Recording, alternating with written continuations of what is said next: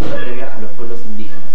Para ello contaremos con la presencia del doctor Alfredo Caferata, quien es consultor nacional e internacional en temas socioambientales y conflictos mineros. Acompáñenme.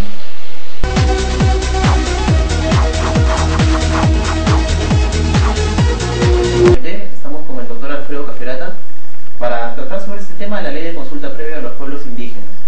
Doctor Alfredo, muy buenos días. Buenos días. A ver, explíquenos un poco cuáles son los alcances de esta ley de consulta previa a los pueblos indígenas. Bueno, en principio yo no estoy de acuerdo con que se haya expedido una ley. El Perú es el único país de todos los países que han ratificado este convenio que han sacado una ley de consulta. El convenio de la OIT 169. El convenio 169 de la OIT, ¿no? ¿Y por qué no se ha sacado una ley? Porque sencillamente el convenio tiene ya nivel de ley. Inclusive es una ley de mucho más alto nivel que las leyes ordinarias, porque es una ley de nivel constitucional. Claro, trata de derechos humanos, entonces tiene rango constitucional. Así es, ¿no? Y de otra parte, los derechos humanos no están sujetos a la interpretación política, digamos, de un congreso donde se mueven otro tipo de intereses. Sencillamente los derechos humanos se protegen, se defienden o se denuncian si estos son agraviados, ¿no? Es más, el derecho de consulta, dentro de la interpretación jurídica y política, está asociado a su vez al derecho a la propiedad. Y al sacar una ley de consulta, si ustedes revisan tal como ha salido, está disociada del derecho de propiedad, que es la forma de interpretar adecuadamente. ¿Qué se consulta? O sea, ¿qué implica este proceso de consulta? ¿Qué se consulta a los pueblos indígenas? Lo que se consulta es cualquier programa, cualquier proyecto, cualquier ley que pueda afectar su cultura, entendiendo como cultura no sencillamente las expresiones, digamos, en las costumbres, en la lengua, sino comprendiendo como cultura inclusive sus condiciones económicas. Vale decir, yo entiendo esa cultura de la selva o la cultura andina porque está asociada a una forma de vida que tiene que ver con la tierra, en la que no solamente hay agricultura, hay ganadería y en fin todas aquellas actividades que se pueden desarrollar. Claro. Pero el tema cultural no se limita tampoco al tema de tener un territorio y sobre ese territorio desarrollar una vida que es diferente al resto de la población. Se extiende a todos aquellos que saliendo de su tierra, porque están dentro de un país dentro del cual pueden circular libremente, siguen siendo indígenas. Me explico. En Lima, después del Cusco, Lima es el departamento que tiene mayor población de quechua hablantes, después del Cusco. Pero en Lima no se ha pensado en educación bilingüe. Entonces, esa población indígena que está en Lima está siendo absolutamente desprotegida de sus derechos por el solo hecho de ser indígena. Los pueblos indígenas ya están identificados en el Perú, hay una base de datos, algunos analistas dicen que el Ministerio de Agricultura tiene la base de datos de los pueblos indígenas, ¿ya están identificados? Existía esa base de datos. ¿Por qué? Porque hasta el gobierno de Alan García, si mal no recuerdo, hasta el gobierno de Toledo, se venían reconociendo comunidades, ¿no? Y ese reconocimiento antes pasaba por la Dirección de Comunidades, que desapareció, y después entró finalmente al PET, ¿no? Que era el único organismo que tenía ese tema. Entonces, existe un registro de comunidades, ¿no? Oficial, o sea, que ya han pasado por el tamiz del Estado para ser reconocidas como comunidades con sus costumbres, sus propiedades, etc. Inclusive se ha avanzado en la titulación de sus tierras, o mejor, lo que son sus límites territoriales, ¿no?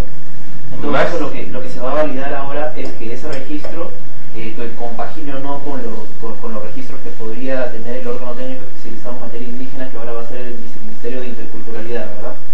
Claro, eso es lo que dice la ley, pero lo que yo veo allí es un grave error, porque la ley ya establece que las comunidades indígenas, ¿no?, andinas, y las comunidades de la selva, dice, podrían ser consideradas como comunidades, como pueblos indígenas.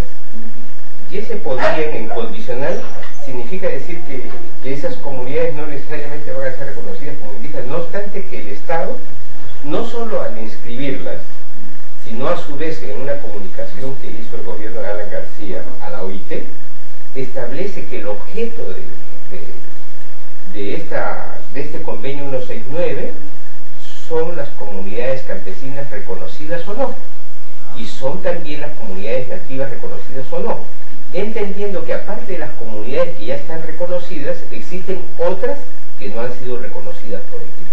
Y en ese contexto, ¿no estamos creando un privilegio para los pueblos indígenas, para las comunidades campesinas, de consultarles si es que pueden o no recibir una inversión, si es que están dispuestos a recibir una inversión minera, de hidrocarburos o de energía? O sea, ¿no es un privilegio para ellos?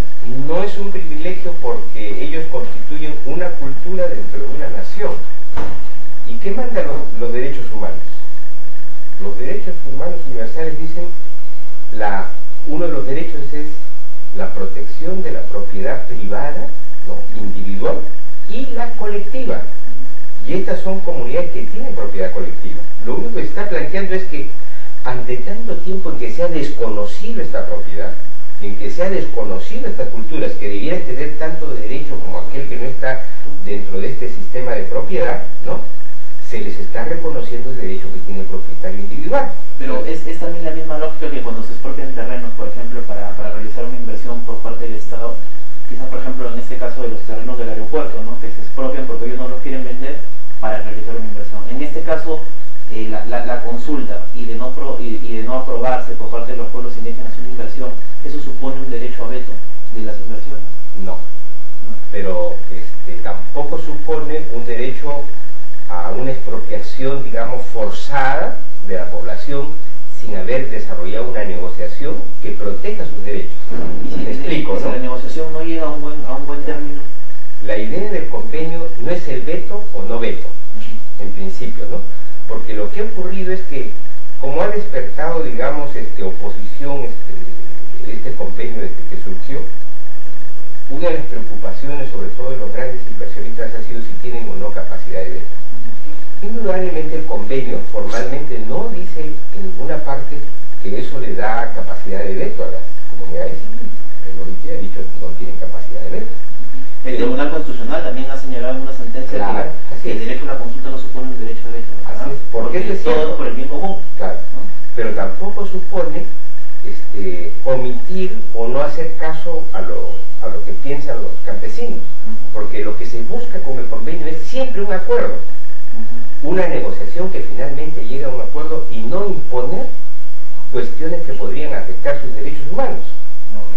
Y en eso hay un tratamiento igual con cualquier otro derecho sobre la propiedad. Por ejemplo, ¿qué pasa con Dove Rank? Ahí está, ¿no? No puede o no le da la gana de trabajar una concesión minera, y el Estado no le quita la concesión. Tiene que seguir todo un procedimiento, ¿no?, que hasta ahorita no sé cuánto tiempo. Y hay muchos proyectos más que en realidad no tienen la llamada licencia social, ¿verdad? Claro. Que están estancados 7, 10, 12 años, ¿no? Y no se les suspende la concesión, ¿verdad? Entonces, aquí lo único que se plantea no es un privilegio, sino un respeto al territorio, a la propiedad, que es un derecho humano igual para todos. Lo que ocurría es que hasta este momento no se consideraba como parte de los derechos humanos, en la práctica, el derecho a tener una propiedad colectiva, y tampoco se consideraba como derecho humano el derecho a la identidad cultural.